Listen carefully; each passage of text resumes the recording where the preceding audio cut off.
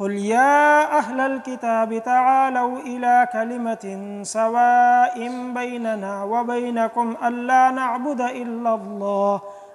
نعبد إلا الله ولا نشرك به شيئا ولا يتخذ بعضنا بعضا أربابا من دون الله فإن تولوا فقولوا اشهدوا بأننا مسلمون يا أهل الكتاب لم تحاجون في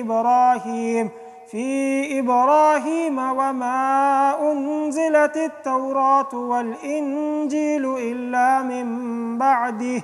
أفلا تعقلون ها أنتم هؤلاء حاججتم فيما لكم به علم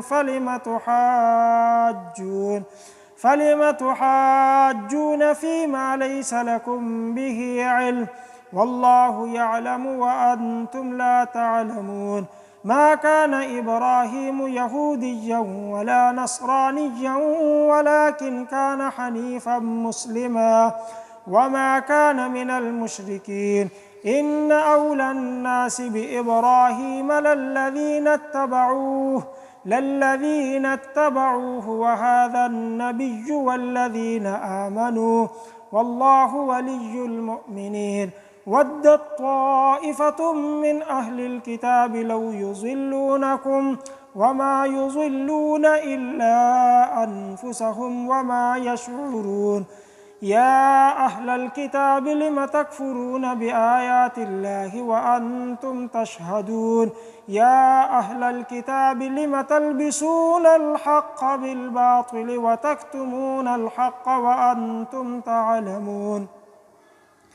وقالت طائفة من أهل الكتاب آمنوا بالذي أنزل على الذين آمنوا وجه النهار واكفروا آخره لعلهم يرجعون ولا تؤمنوا إلا لمن تبع دينكم قل إن الهدى هدى الله أن يؤتى أحد مثل ما أوتيتم أو يحاجوكم عند ربكم قل إن الفضل بيد الله يؤتيه من يشاء والله واسع عليم يختص برحمته من يشاء والله ذو الفضل العظيم ومن أهل الكتاب من إن تأمنه بقنطار يؤده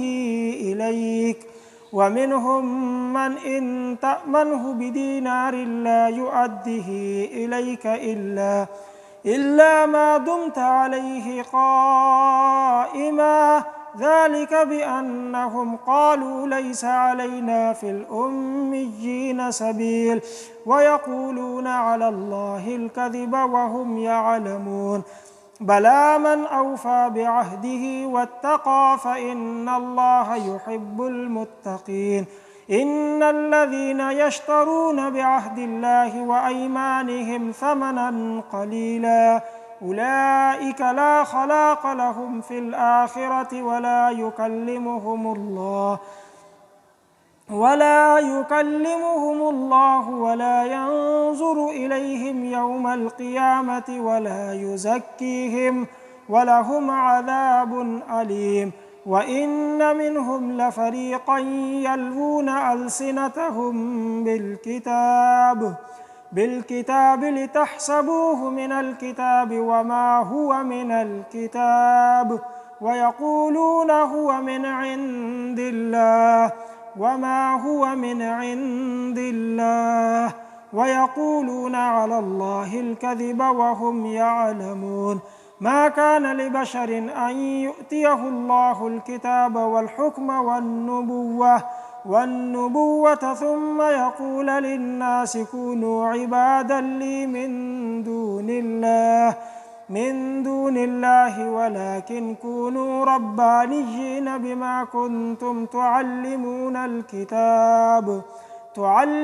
الكتاب وبما كنتم تدرسون ولا يأمركم أن تتخذوا الملائكة والنبيين أيأمركم بالكفر بعد إذ أنتم مسلمون وإذ أخذ الله ميثاق النبيين لما آتيتكم من كتاب وحكمة ثم جاءكم رسول مصدق لما معكم لتؤمنن به ولتنصرنه قال أأقررتم وأخذتم على ذلكم إصري قالوا أقررنا قال فاشهدوا وأنا معكم من الشاهدين فمن تولى بعد ذلك فأولئك هم الفاسقون أفغير دين الله يبغون وله أسلم من في السماوات والأرض طوعا وكرها وإليه يرجعون قل آمنا بالله وما أنزل علينا وما أنزل على إبراهيم وإسماعيل وإسحاق ويعقوب